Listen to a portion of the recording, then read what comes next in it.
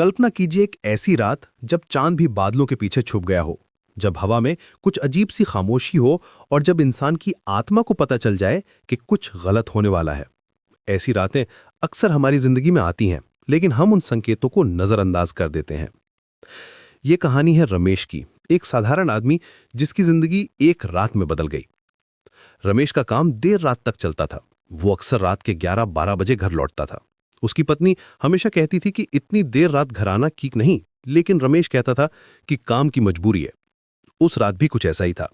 रमेश अपनी मोटरसाइकिल चला रहा था। सड़कें वीरान थी, सिर्फ कुछ स्ट्रीट लाइट्स की पीली रोशनी थी। हवा में एक अजीब सी ठंडक थी जो सिर्फ सर्दी की वजह से नहीं लग रही थी। अचानक उसे सामने एक लड़की दिखी। वो शमशान घाट के पास खड़ी थी, अकेली, रात के इस वक्त। रमेश ने ब्रेक लगाया।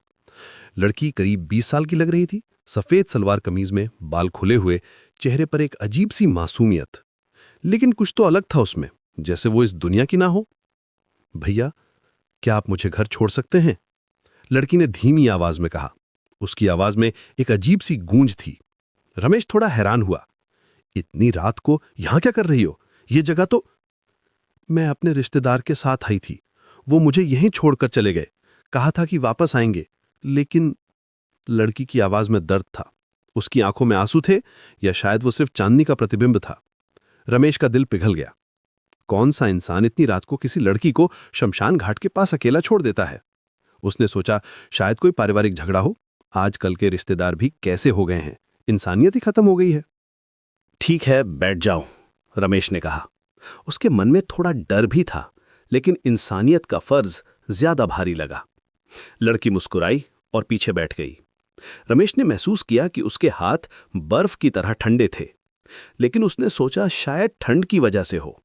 दिसंबर का महीना था, रात में तापमान काफी गिर जाता था। रास्ते भर लड़की चुप रही। रमेश ने कुछ बार बात करने की कोशिश की, लेकिन वो सिर्फ हाँ ना में जवाब देती रही। उसकी सांस भी महसूस नहीं हो रही थी, जैसे वो सांस ही ना ले रही हो। करीब 20 मिनट बाद वो एक पुराने मकान के सामने रुके। यहां है मेरा घर, लड़की ने कहा। मकान बिल्कुल अंधेरे में था, कोई रोशनी नहीं थी। इतनी रात को घर वाले परेशान नहीं होंगे?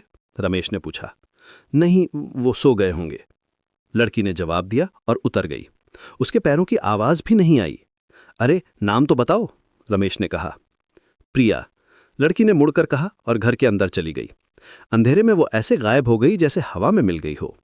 रमेश घर पहुंचा तो उसे अजीब सा लगा। रात भर उसे नींद नहीं आई।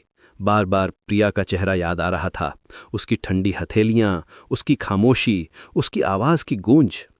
कुछ तो गलत था, लेकिन क्या, ये समझ नहीं आ रहा था।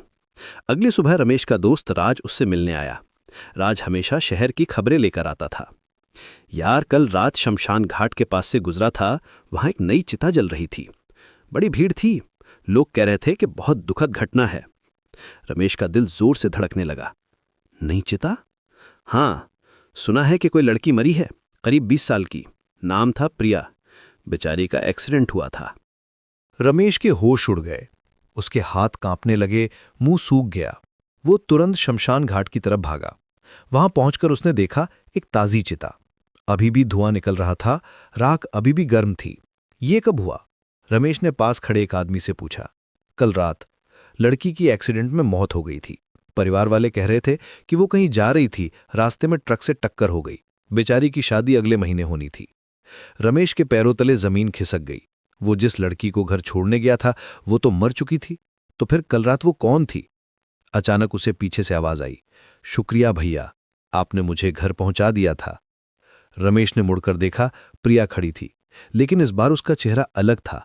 आंखें काली, मुस्कान डरावनी, उसके चारों तरफ एक अजीब सी ठंडक थी। तुम तो... रमेश की आवाज कांप रही थी।